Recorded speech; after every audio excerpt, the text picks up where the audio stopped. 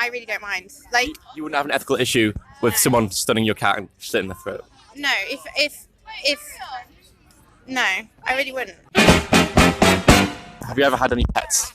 I've had many pets, but currently I have a Siamese cat. So do you think that those animals should be protected by law? Yeah, I think that's fair. So why is that important? I just think fundamentally someone who can hurt an animal, there's something wrong with them.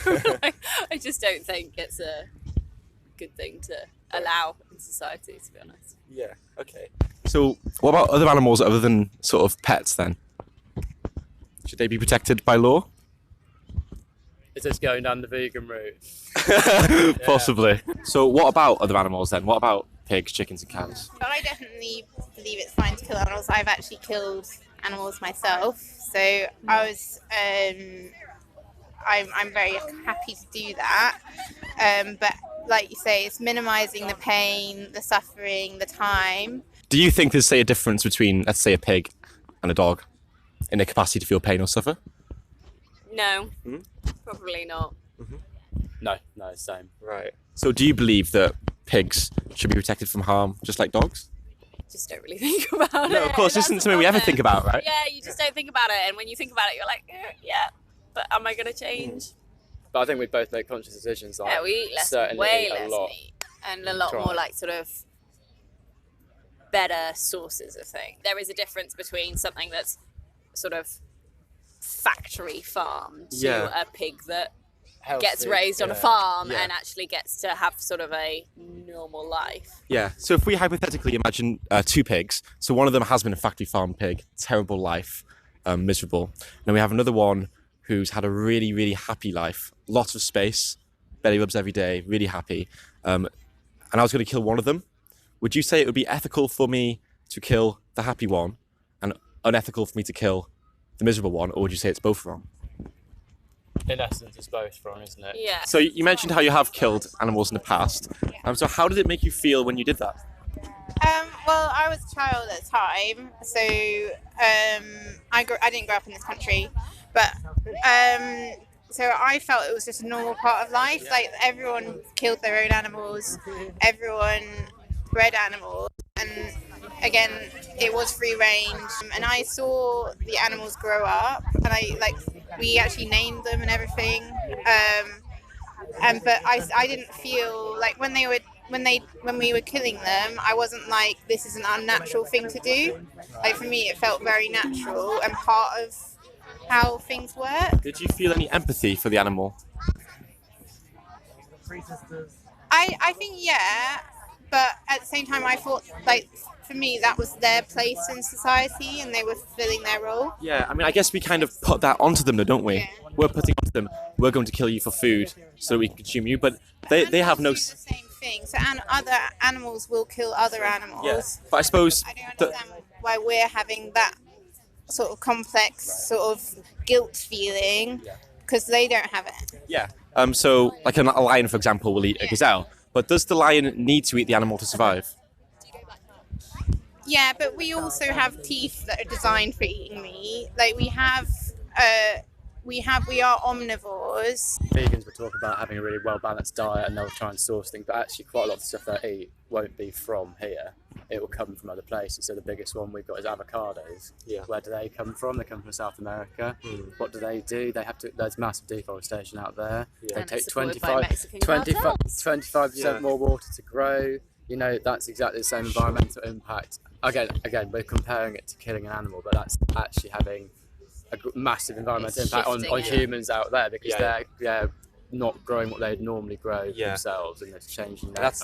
That's a fair point. But I suppose the majority of avocados are actually eaten by meat eaters, because vegans only make up 1% of the population. But the lion has to do it to survive, whereas we're doing it for pleasure or taste pleasure. Also, if you're referring to our canines, the thing is, herbivore animals have canines as well. Yeah. And I'd say it's just because we can do something. Maybe that doesn't necessarily mean we should do it. If we can survive without hurting animals, would you say? Yeah. So if we don't need to hurt animals to survive or be healthy, why would we? Because we enjoy it. Yeah. Do you think getting pleasure from something can make it any more moral? No. I feel that there is a cultural issue as well, in that, you know, English culture, there's not very much to it, right?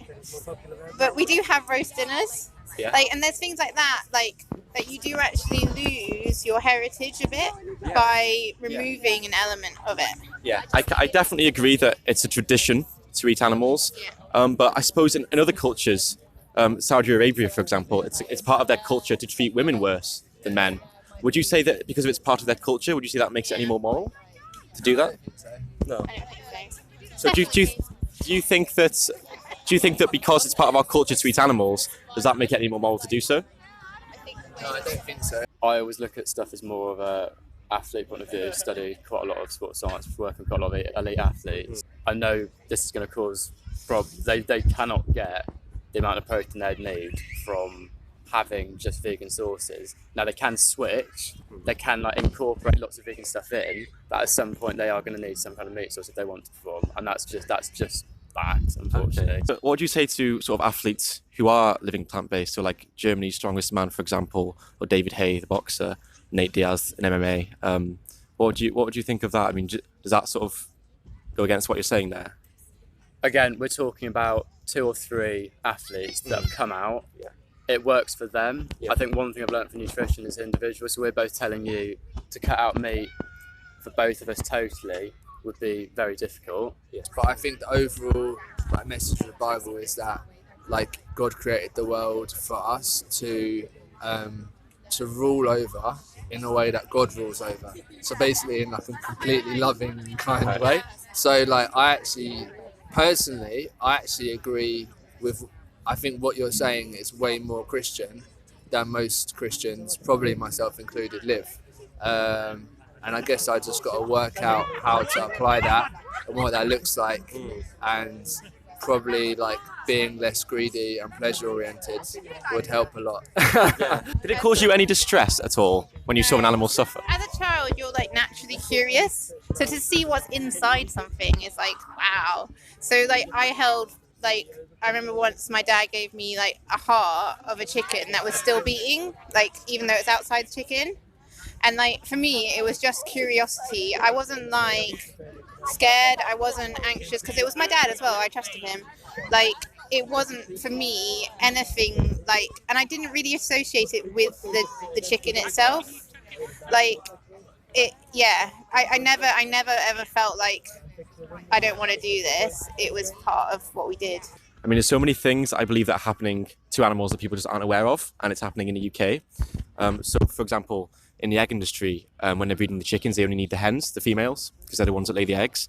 So they literally throw male chicks into grinders. They get ground up while they're fully conscious. Obviously, where that's happening is awful, but that's not to say that every egg produced or every that's happening on every single chicken farm. It's standard practice. That's standard. Yeah, because they wouldn't need the male chicks, you see, because the male chicks won't produce money for them because they're producing the eggs. The male chicks don't produce those eggs, so they're completely useless to them. So they'll either be ground up alive, but they could also be gassed or suffocated in bags. And this is standard practice across the UK. So you're saying every single farm will be doing that? The supplier of the hens, yeah. Not necessarily grinding them up. Yeah. That happens, but also they can get killed in other ways as well. But they're all killed. No. Oh, sorry, my face is. How were the animals killed there? In our garden, we had a chopping board. My dad put the head of the bird on the board and went like that. But I've been to like farms and stuff in the UK once we moved here, and I've seen that they like stun animals and stuff. And my dad was like, "That's much more humane, like because they supposedly don't feel anything and stuff." And like, or sometimes they do like just like a bolt of electricity that actually kills them as well, or something like that. But yeah. I mean, it's interesting because I suppose with any other moral issue, and it could be anything from thieving to really serious things like rape or murder, we'd say it's always immoral regardless of how we do it. So do you think that killing can ever be moral? Do you think there's a good way to kill, really, or do you think it's always wrong if we don't need to? This is like, to be honest, this is sort of like half an hour to this debate. The question to properly answer the questions, I think it'd probably take like hours, if not days, because they're like some of the most important questions for humanity. Yeah. Well, what do you think? Though? What did your gut tell you? Like, no, but I mean, you agree that in terms of the things like rape, right? Yeah. There's no humane way to do it. Yeah. No. In terms of hurting another human, if we don't need to and it's harming them and they don't want us to, there's no humane way to do it. So in terms of harming an animal, whether it's a dog or a pig, if we don't need to, is there a humane way to do it?